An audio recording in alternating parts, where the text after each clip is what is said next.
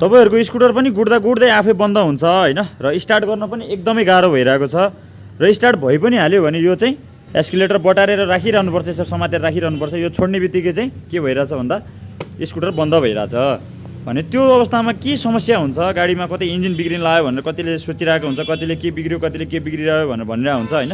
र वास्तवमा के समस्या भएको हुन्छ भिडियो पुरै हेर्नुस् है त यो स्कुटरमा पनि त्यस्तै समस्या आछ हेर्नुस् है त चाबी अन गरे हैन मिटरमा लाइन आयो सबै चिज भयो यसलाई अन अफ गरेर चाहिँ अब मैले यहाँ ब्रेक होल्ड गरेर यता स्टार्ट गर्छु स्टार्टिङमा पनि गाह्रो छ है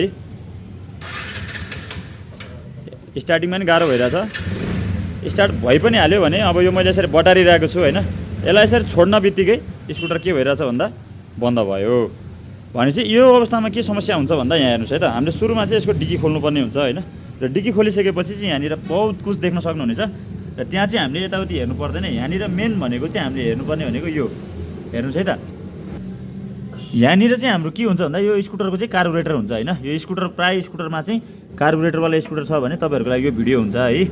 यो स्कुटरमा चाहिँ के छ भन्दा यहाँनिर हेर्नुस् है त यो एउटा नट दिएको हुन्छ है यो स्क्रुप दिएको हुन्छ यसलाई चाहिँ हामीले एडजस्ट गर्नुपर्ने हुन्छ यसरी चाहिँ कस्नुपर्ने हुन्छ यो रेस कुनै बेलामा चाहिँ तपाईँहरूको कम भएको हुन्छ हैन र यसलाई चाहिँ हामीले जति कस्यौँ त्यति चाहिँ तपाईँको के हुन्छ भन्दा रेस बढ्दै गइरहेको हुन्छ यसलाई हामीले ठ्याक्क अहिले कस्यौँ यति अब कसेर एकचोटि चेक गर्छौँ है त हेर्नुहोस् है त अब अहिले चाहिँ के भयो भन्दा तपाईँको गाडी रेसमा बसिरहेको छ तर रेस धेरै भयो है अब हामीले यसले कसरी मिलाउने भन्दाखेरि चाहिँ यस्तो भयो रेस बढी भयो यसलाई धेरै घुमाउनु भयो भने पनि तपाईँहरूको के हुन्छ भन्दाखेरि गाडी आफै स्कुटर आफै अटोमेटिकली अगाडि बढ्न खोजिरहेको हुन्छ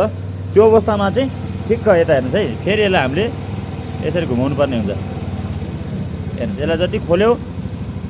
त्यति रेस कम हुँदै गइरहेको छ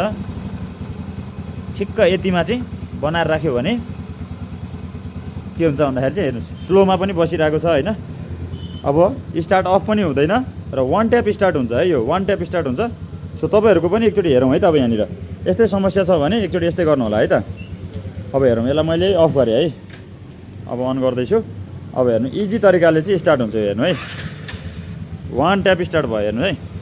भने भिडियो कस्तो लाग्यो तपाईँहरूले अन्तिमसम्म हेरिदिनु भयो त्यसको लागि धेरै धेरै धन्यवाद र मेरो भिडियो हेरेर तपाईँहरूको स्कुटरको पनि यस्तो समस्याहरू छ भने यो भिडियो मार्फत तपाईँले आफ्नो समस्या समाधान गर्न सक्नुहुनेछ भिडियो मन परे लाइक गरिदिनुहोस् कमेन्ट गरिदिनुहोस् र तपाईँहरू जस्तै यस्तै जानकारीमूलक भिडियो तपाईँहरूको साथीको पनि स्कुटरमा चाहिँ समस्या छ भने भिडियो सेयर पनि गरिदिनु ताकि उहाँसँग भिडियो पुगोस् र यस्तै यस्तै जानकारीमूलक भिडियो हेरिराख्न मन लाग्छ भने चाहिँ हाम्रो दिप्सा मोटरसाइकल वर्कसपको पेजलाई फलो गर्न नभुल्नुहोस् हस्त धन्यवाद।